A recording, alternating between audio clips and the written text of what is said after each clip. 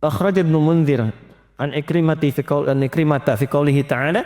Ibnu Munzir rahimahullahu taala meriwayatkan dari Ikrimah. Ikrimah itu seorang dari tabi'in yang belajar sanad tafsirnya dari sahabat Ibnu Abbas radhiyallahu taala anhuma. Termasuk Imam Mujahid juga belajar dari Ibnu Abbas radhiyallahu taala anhuma. Fi qoulihi ta'ala, dari tafsir firman Allah Subhanahu wa taala, qutilal insanu ma akfara qala nazalat fi Utbah ibni Abi Lahab hina qala kafartu birabbin najm. Jadi ayat ini turun pada anaknya Abu Lahab, namanya Utbah. Ya, ketika didakwahi oleh Nabi, disampaikan dengan kalimat-kalimat kurang lebih ya, yang sebagiannya saya sampaikan tadi. Apa yang membuat engkau tidak kenal Allah, jauh dari Allah, mengingkari Tuhan, ya kan?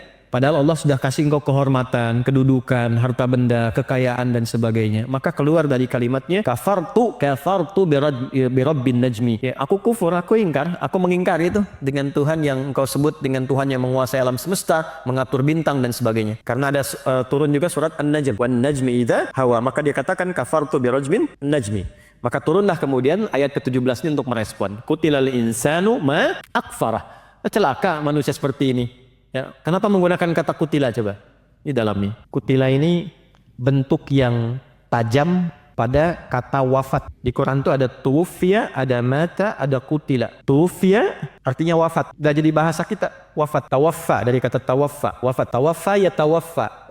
Quran surah ke-32 ayat 11 ya. Paling kanan sebelah bawah. Quran surah 32 ayat 11. Ini malaikatnya. Qul yatawaffakum malakul mautil ladzi wukila bikum. Katakan Muhammad, viralkan Muhammad SAW, aku telah menugaskan satu malaikat yang tugasnya hanya mewafatkan saja. Wukila bikum, diwakilkan kepada kita untuk mencabut nyawa. Jadi ada satu malaikat yang tugasnya nyabutin nyawa aja. Nyabut, nggak pindah tugas. Tidak mau praktek dan tidak tukeran dengan yang lain. Itu aja. Ya, jadi sifat malaikat itu, perhatikan kalimatnya, la ya'sunallaha ma amarahum wa yaf'aluna ma yu'marun. Tidak bermaksiat dan hanya mengerjakan tugas sesuai tupoksi.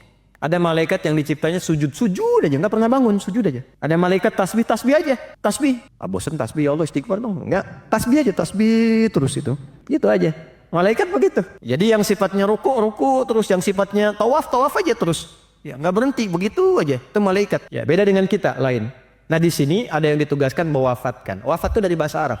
Wafat. Maka ketika Allah menugaskan malaikat dengan kalimat terhormat kan, qul yatawaffakum malakul mautil ladzi wukila bikum. Jadi wafat itu status terhormat. Makanya secara kata pun jarang disematkan pada orang-orang yang bermasalah. Perampok itu wafat, tewas kan? Pemabuk itu kemarin baru wafat, innalillahi. Nah, itu sesuai dengan perilaku kata akan disematkan. Jadi ketika kata wafat itu disematkan pada malaikat dan mengakhiri kehidupan kita, ingin menunjukkan bahwa kematian itu sesungguhnya sesuatu yang terhormat. Kalau terhormat dipersiapkan nggak? Saya tanya pada Anda. Kalau Anda diundang ke istana, terhormat nggak? Kalau diundang, maaf ini, ada pernikahan, ada undangan resepsi. Undangan terhormat tidak? Terhormat kan? Baik. Nah, kalau Anda diundang ke istana, undangan terhormat, persiapan nggak? Bajunya bagus nggak? Bagus. Kata-katanya kan ditata dulu ya. Nanti mau bicara apa, sikapnya bagaimana. Karena kematian itu ditempatkan dalam Al-Quran pada posisi terhormat. Karena kematian terhormat dipersiapkan. Bukan cuma ditunggu datang, dipersiapkan. Supaya saat pulang pun kita terhormat. Makanya saat dipanggil, saking terhormatnya dipanggil dalam keadaan tenang. Ya ayyatuhan nafsul mutmainnah irji'i ila rabbika radiyatan fadkhuli fi ibadi wadkhuli. Itu terhormat. Kalau tidak dipersiapkan, ya pulang tidak dalam keadaan terhormat nantinya. Diundang secara terhormat, datangnya tidak terhormat, jadi diusir. Dapat sikap yang tidak nyaman. Anda berlaku yang tidak wajar, mendapatkan sikap yang tidak nyaman. Maka ini jarang diulas gitu. Ketika ditempatkan dengan kalimat ini ingin memberikan kesan bahwa sesuatu yang baik. Jelas di sini? Sehingga di Arab itu kalau dikatakan aina fulan atau tawafathul maniyah. Ya. Kematian telah menjemput dia dalam kebaikan. Terus ini yang kedua itu ada mata yamutu, menunjukkan makna kematian secara standar melalui proses. Asalnya kata mata dalam bahasa Arab itu asalnya ini standar, kata dasar standar, bukan menunjuk kata halus ataupun kasar, bukan. Menunjuk pada proses berpindahnya alam dari dunia ke alam berikutnya. Prosesnya disebut dengan mata yamutu, kejadiannya disebut dengan maut, malaikatnya malakul maut, yang meninggalnya disebut dengan mayit, akan meninggal disebut dengan mayyit. Nyambung semua. Prosesnya mata. Bukan mata bahasa Indonesia ya. Sudah? Mata yamutu. Kejadiannya nanti yang dialami maut. Malaikat yang ditugaskan malakul maut. Orang yang mengalami maut disebut mayyit. Ada tasdidnya. Mayyit begini. Quran surah 39 ayat ke-30. Innaka mayyitun wa innahum mayyitun. Engkau Muhammad sekalipun status pun Nabi, Rasul terhormat, tetap engkau pun akan mengalami proses maut. Engkau akan meninggal.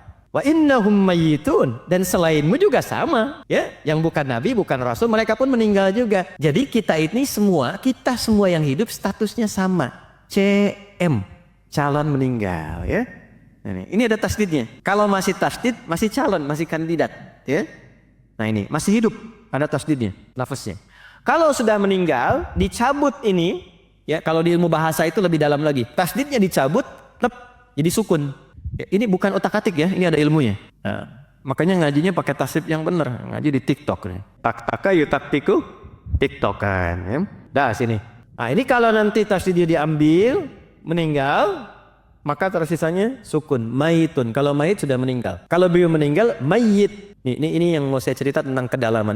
Saya spesialisasinya di sini, di bahasa Arab untuk mengkaji Al-Quran. Makanya disertasi kami di S3 itu kajiannya Quran 30 juz, ya, di satu tafsir tuh 30 jilid. Nah, ini yang paling menarik begini. Ini ketika diambil jadi sukun. Sukun itu artinya apa? Betul, kalau ada sukun mati. Makanya dulu kalau Songgoku kami Happy Kolo ada sukun di atasnya mati deh. Sukun itu asalnya dari kata sakinah, tenang. Artinya sukun itu dari kata sakinah, tenang, baik. Maksudnya apa? Usahakan kalau meninggal pun dalam keadaan tenang, keadaan yang baik. Ya Tuhan nafsul mutmainnah. Jadi tenang, baik. Itu filosofinya. Di bahasa Arab itu setiap harokat ada artinya, Pak. Ada maknanya, Bu. Itu bedanya dengan bahasa lain. Harokat itu ada artinya. Bukan hanya penanda bagaimana dia dibaca. Ada semua. Ya, makna-maknanya, hikmah-hikmahnya itu.